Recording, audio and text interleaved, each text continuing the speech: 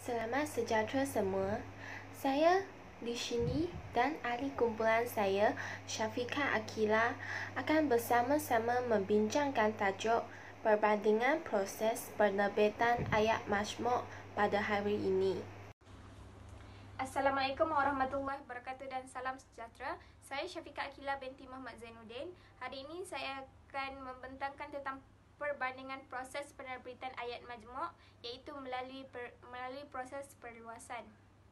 Proses pengguguran terbahagi kepada tiga, iaitu pengguguran frasa nama sebagai subjek, pengguguran frasa predikat, dan akhirnya pengguguran frasa nama yang mendahului frasa relatif. Pengguguran yang pertama, pengguguran frasa nama sebagai subjek, mengandungi dua jenis, iaitu pengguguran ayat subjek yang serupa dalam ayat majmuk, dan satu lagi ialah pengguguran kata ganti nama orang kedua dalam ayat perintah. Dalam konteks ini, hanya jenis pengguguran ayat subjek yang serupa dalam ayat majmuk diambil. Kita akan bincang hari ini kerana pengguguran kata ganti nama orang diri kedua tidak terkandung dalam proses penerbitan ayat majmuk. Baiklah, apakah itu pengguguran ayat subjek yang serupa dalam ayat majmuk? Maksudnya ialah subjek frasa nama yang serupa digugurkan untuk bergabung menjadi ayat majmuk, kecuali subjek frasa nama yang berada di awal ayat majmuk. Proses penerbitan ayat majmuk melibatkan dua jenis proses, iaitu proses pengguguran dan proses perluasan. Saya akan menerangkan apakah itu proses pengguguran. Proses pengguguran merupakan proses transformasi yang berlaku pada struktur ayat yang mengakibatkan pengguguran unsur-unsur tertentu daripada binaan ayat itu. Dengan hal yang demikian, pada peringkat struktur permukaan, unsur yang digugurkan tidak lagi wujud, tetapi maksud unsur yang digugurkan tersebut masih terkandung dalam ayat tersebut. Lebih terperinci lagi ialah apabila dua ayat digabungkan menjadi ayat majmuk, jika kedua-dua ayat tersebut mempunyai subjek frasa nama yang serupa, maka salah satu subjek frasa nama tersebut akan digugurkan dan hanya tinggal satu saja subjek frasa nama dalam ayat majmuk yang digabungkan tersebut. Contohnya yang dibekalkan dalam PowerPoint kumpulan kami. Contoh pertama ialah pensyarat itu rajin, pensyarat itu bertanggungjawab. Dalam sini, pensyarat itu kedua-dua ayat tersebut apabila digabungkan menjadi ayat majmuk, subjek frasa nama yang serupanya ialah pensyarat itu. Maka apabila digabungkan menjadi ayat majmuk, pensyarat itu frasa nama subjek tersebut akan digugurkan. Jadi dia akan menjadi pensyarat itu rajin dan bertanggungjawab. Contoh kedua, Siti pergi ke sekolah, Siti sedang sakit. Sini juga berlaku subjek frasa nama yang serupa, iaitu Siti. Jadi Siti apabila digabungkan Siti ke sekolah walaupun Siti sedang sakit, maka dalam konteks ini frasa nama subjek yang serupa, iaitu Siti, akan digugurkan menjadi Siti ke sekolah walaupun sedang sakit. Seterusnya ialah contoh ketiga, Ali berasa sedih, Ali mendapat keputusan yang teruk. Dalam sini Ali merupakan subjek yang serupa. Jadi apabila digabungkan, Ali berasa sedih kerana Ali mendapat keputusan yang teruk, maka subjek yang serupa akan digugurkan dan menjadi Ali berasa sedih kerana mendapat keputusan yang teruk. Proses pengguguran kedua ialah proses pengguguran frasa predikat. Frase predikat terdapat 4 jenis, yaitu frase predikat kerja, frase nama, frase adjektif dan frase sendi nama. Terdapat 2 jenis dalam pengguguran frase predikat, yaitu pengguguran seluruh frase predikat dan pengguguran bahagian-bahagian frase predikat. Maksud pengguguran seluruh bahagian frase predikat ialah dalam sesuatu ayat majmuk gabungan, jika terdapat frase predikat yang serupa, maka kesemua frase predikat yang serupa akan digugurkan kecuali yang terakhir akan dikekalkan. Lihat kepada contoh pengguguran seluruh frase predikat kerja dalam slide kami. Contohnya ialah kakak menyusun buku, adik menyusun buku. Dalam contoh ini, subjeknya tidak sama, yaitu kakak dan adik, tetapi frase predikat kerjanya menyusun buku adalah serupa. Jadi apabila digabungkan kakak menyusun buku dan adik menyusun buku, maka menyusun buku frase predikat kerja akan digugurkan dan hasilnya akan menjadi kakak dan adik menyusun buku. Seterusnya, contoh kedua ialah pengguguran seluruh frase predikat nama. Contohnya, ayat pertama ialah Encik Ali penjual insurans, Cik Mina penjual insurans. Di sini, kedua-dua ayat mempunyai frase predikat nama yang sama, yaitu penjual insurans. Maka apabila digabungkan menjadi Encik Ali penjual insurans dan Cik Mina penjual insurans, jadi frase predikat nama yang serupa tersebut akan digugurkan sepenuhnya menjadi Encik Ali dan Cik Mina penjual insurans. Baiklah, contoh ketiga ialah pengguguran seluruh frase predikat adjektif. Contoh di sini ialah perempuan itu bijak, lelaki itu bijak. Frase predikat adjektif di sini ialah bijak.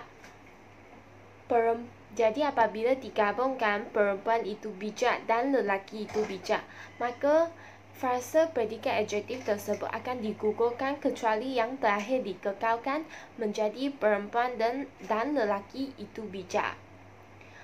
Contoh keempat ialah pengguguran seluruh frase predikat sendi nama. Ayat pertama, baju itu di dalam almari.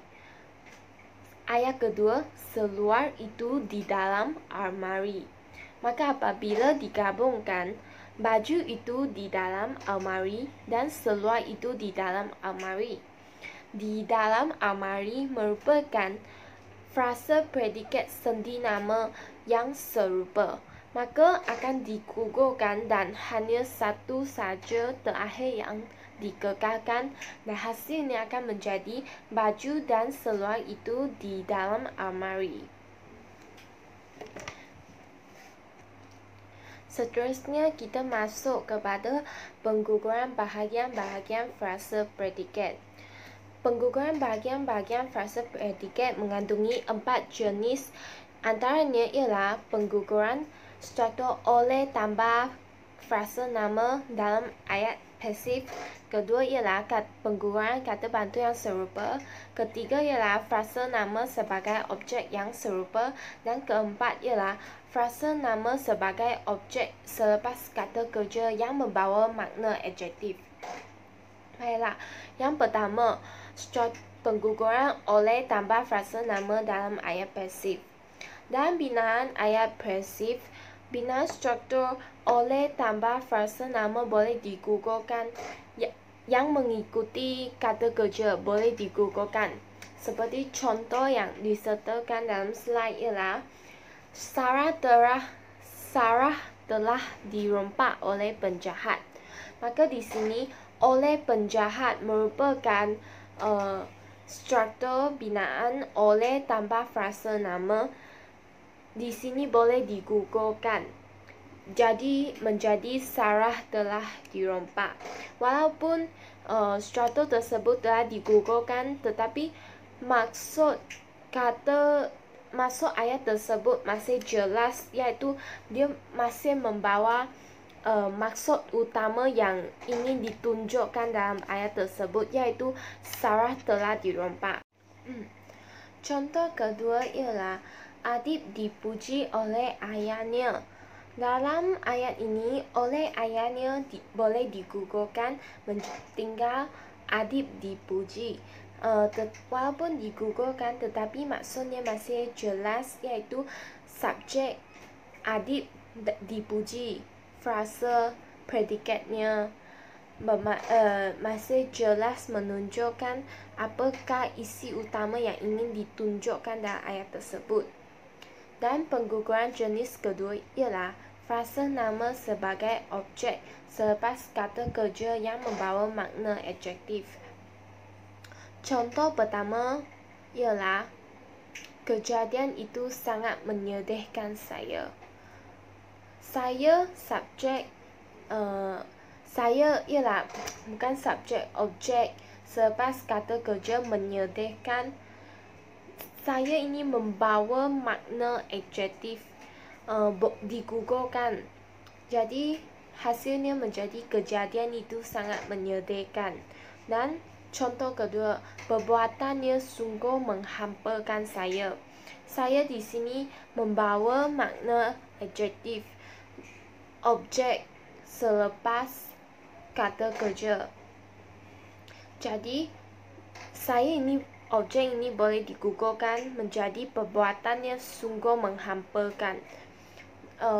Walaupun digugurkan, tetapi masih jelas ayatnya dan isi utama.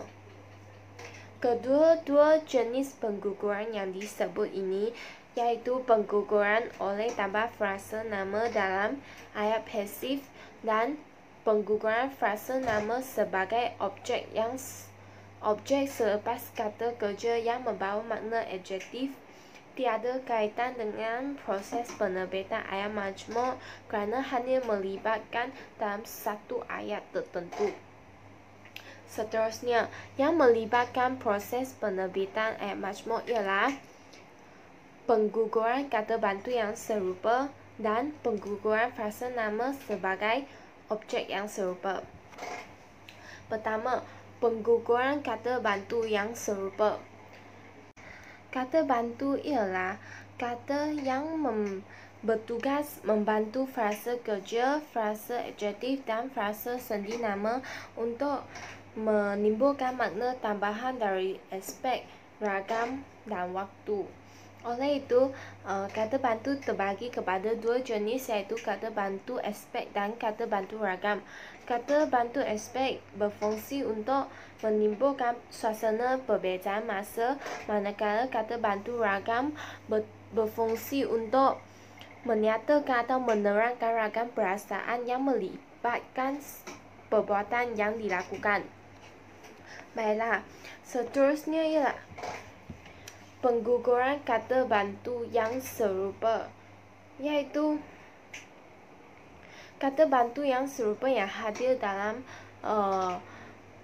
frasa predikat kerja dan frasa predikat adjektif sahaja boleh digugurkan sehingga tinggal satu sahaja, iaitu yang pertama dan ayat-ayat yang digabungkan. Maksud di sini ialah apabila dua ayat digabungkan menjadi ayat majmuk, kata bantu yang wujud dalam frasa predikat kerja dan frasa predikat adjektif yang serupa akan digugurkan, salah satu akan digugurkan. Contohnya, saya belum makan, saya belum minum. Jadi apabila digabungkan menjadi saya belum makan dan saya belum minum. Belum di sini merupakan kata bantu yang wujud dalam predikat frasa kerja, makan dan minum. Jadi apabila digabungkan, kata bantu belum ini akan digugurkan dan hasilnya akan menjadi saya belum makan dan minum. Baiklah, seterusnya ialah pengguguran pengguguran frasa nama sebagai objek yang serupa.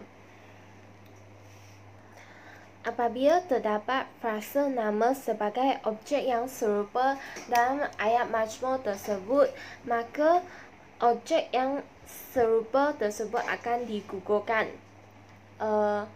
Merujuk kepada contoh ayat pertama, guru memarah alim.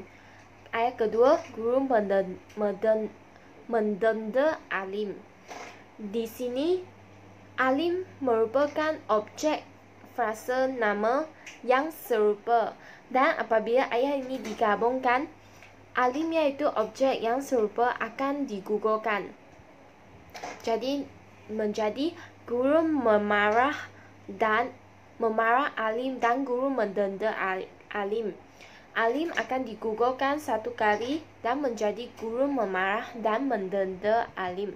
Dalam contoh ini juga subjeknya juga telah berulang ialah serupa, jadi subjeknya juga telah digugurkan kecuali yang pertama.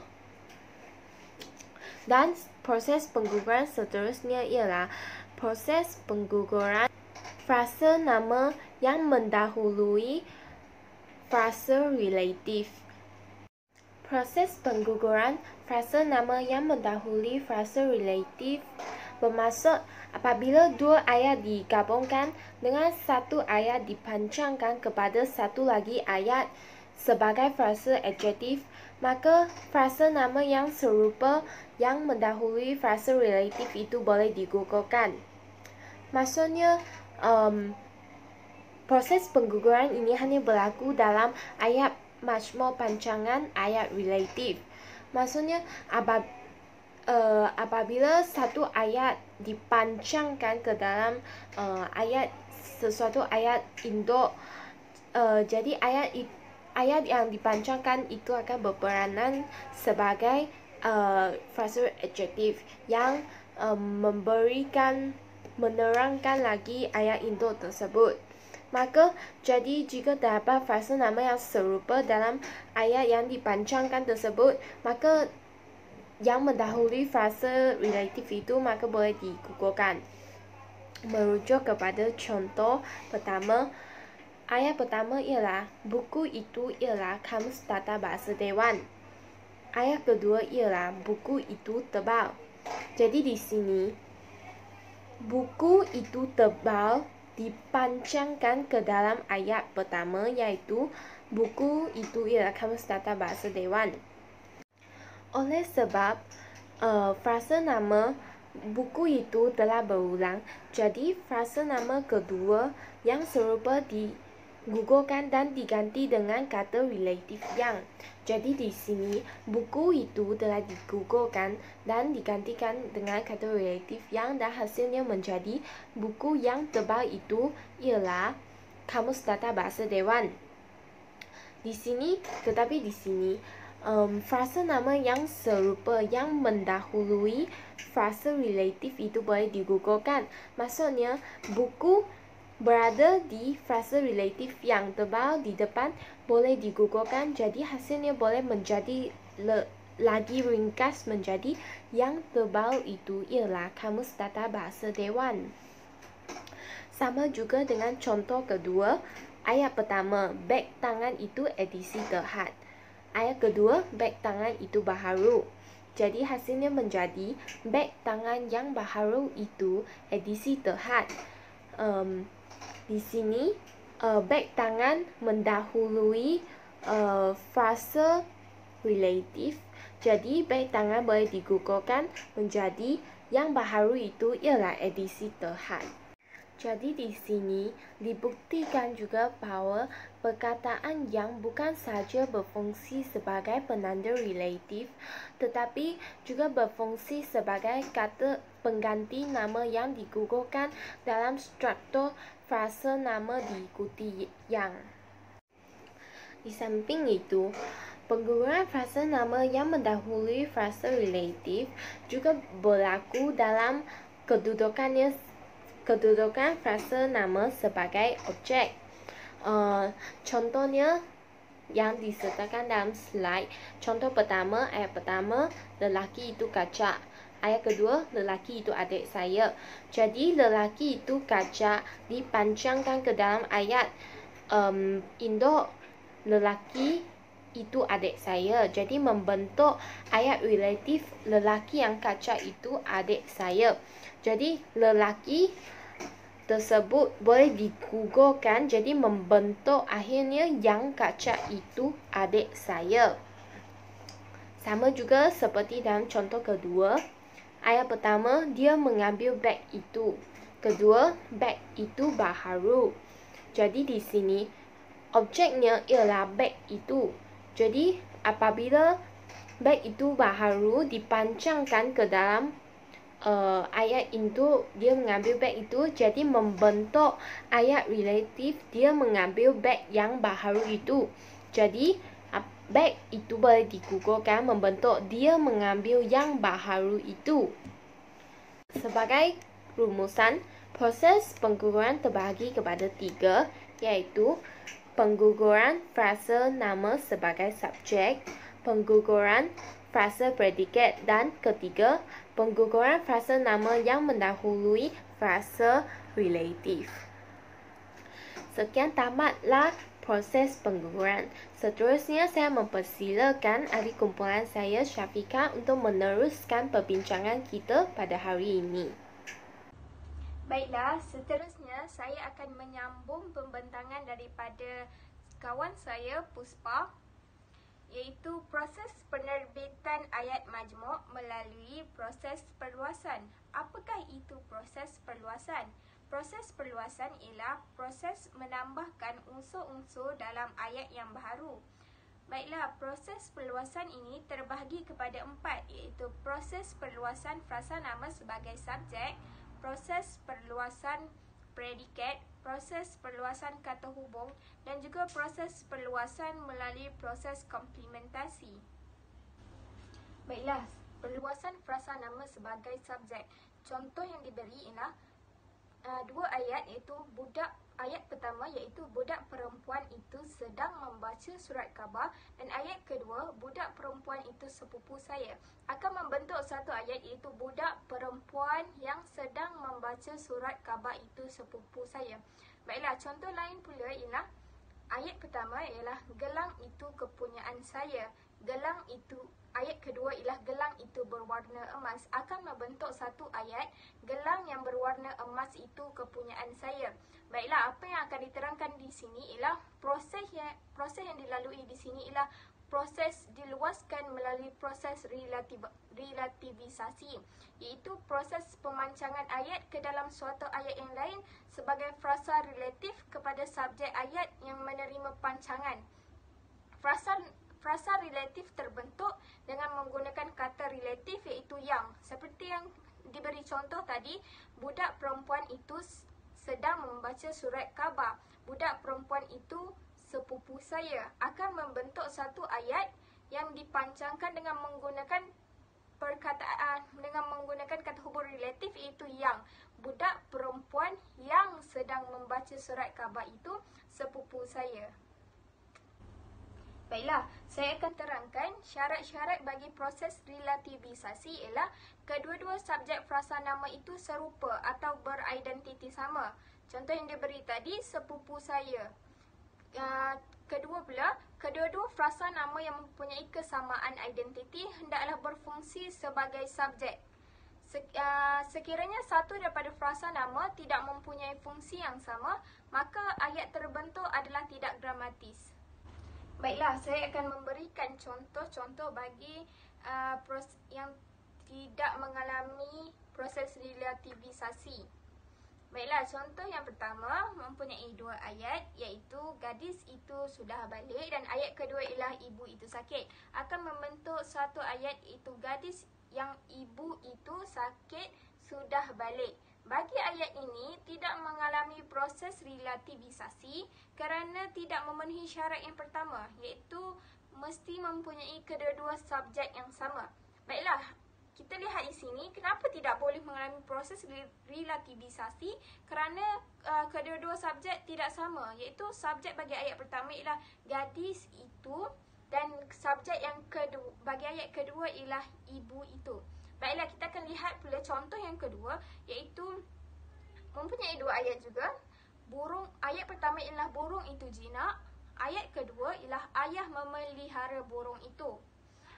Akan membentuk ayat burung yang ayah memelihara itu jinak. Bagi ayat ini tidak dramatis, kerana satu daripada frasa nama tersebut tidak berfungsi sebagai satu fungsi yang sama. Baiklah, fungsi yang sama di sini ialah frasa nama itu berfungsi sebagai subjek. Bagi ayat tersebut, frasa nama tersebut tidak berfungsi, kedua-dua frasa nama tersebut tidak berfungsi sebagai subjek. Baiklah, bagaimana untuk menjadikan ayat tersebut sebagai ayat yang gramatis? Baiklah, penyelesaiannya adalah menjadikan ayat kedua iaitu beragam pasif. Contoh yang diberi, contohnya ayat pertama, burung itu jinak, dan ayat kedua dipasifkan, iaitu burung itu dipelihara oleh ayah. Akan membentuk satu ayat yang gramatis, iaitu burung yang dipelihara oleh ayah itu jinak. Baiklah, seterusnya saya akan pergi pula kepada perluasan frasa predikat. Syarat bagi perluasan frasa predikat ialah frasa nama yang akan mengalami relativisasi mesti berfungsi sebagai subjek dalam ayat yang akan dipancangkan.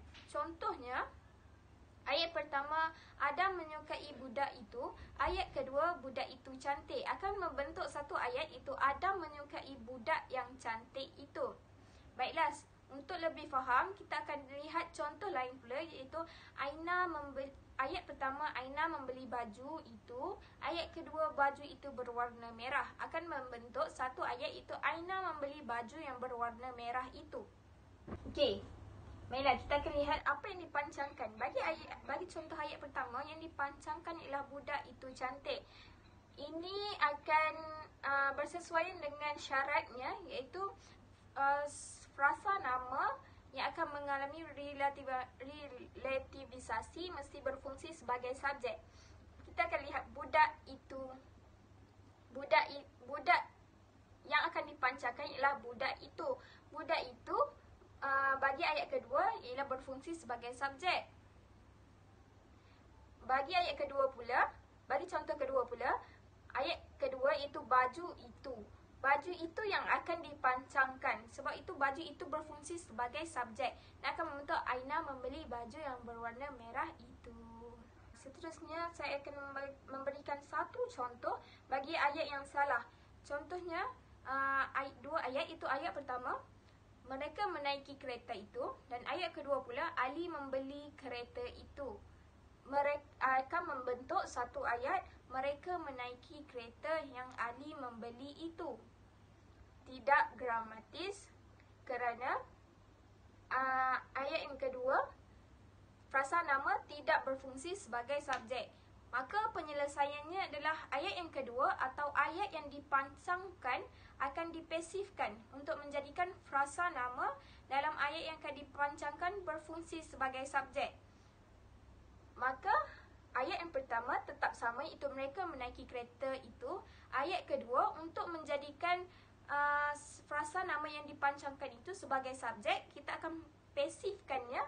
Daripada Ali membeli kereta itu akan membentuk kereta itu dibeli oleh Ali apabila dipasifkan. Maka ayat yang terbentuk ialah mereka menaiki kereta yang dibeli oleh Ali. Maka di sini jelaslah bahawa syarat bagi perluasan predikat ialah frasa nama yang akan dipancangkan mestilah berfungsi sebagai subjek. Barulah boleh berlaku perluasan predikat. Dan ayat yang terbentuk adalah gramatis. Saya akan masuk pula kepada perluasan kata hubung. Perluasan juga boleh berlaku melalui penggabungan ayat yang melibatkan dua konstituen yang sama dengan menggunakan kata hubung. Contoh kata hubung yang digunakan ialah dan, tetapi, kerana, jika, walaupun dan sebagainya. Bagi perluasan kata hubung ini sangat mudah. Baiklah, contoh ayat pertama. Ayat pertama ialah Lily berjalan kaki ke kelas dan ayat kedua pula ialah Puspa berjalan kaki ke kelas. Untuk membentuk perluasan kata hubung, kita hanya menggabungkan ayat tersebut dengan menggunakan kata hubung dan. Maka Lily dan Puspa berjalan kaki ke kelas. Ayat di atas menggunakan kata hubung dan untuk menggabungkan ayat yang mempunyai konstituen yang sama, iaitu berjalan kaki ke kelas. Baiklah, seterusnya kita akan masuk pula kepada perluasan melalui proses komplementasi. Apa itu proses komplementasi? Iaitu mengubah sesuatu ayat menjadi satu frasa nama dan memancangkannya pada suatu ayat yang lain untuk menghasilkan keluasan kepada ayat tersebut. Contohnya, Dewi menjelaskan sesuatu, iaitu dia tidak faham, dan ayat kedua ialah dia tidak faham subjek matematik. Akan membentuk satu ayat, Dewi menjelaskan bahawa dia tidak faham subjek matematik. Dalam perluasan komplementasi ini, biasanya akan digunakan perkataan bahawa yang bermaksud sedang berlaku komplementasi. Di sini, Dewi menjelaskan bahawa iaitu, maka berlakulah proses komplementasi. Kata kunci di sini untuk kita melihat ayat tersebut ialah ayat proses komplementasi ataupun tidak, senang sahaja, iaitu dengan melihat perkataan bahawa. Baiklah, ayat terbitan melalui perluasan juga boleh berlaku sebagai hasil daripada pelaksanaan transformasi komplementasi terhadap kata kerja.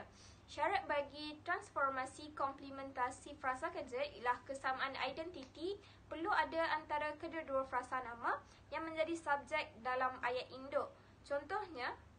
Contoh bagi proses transformasi komplementasi ini ialah, contoh pertama, kami pergi.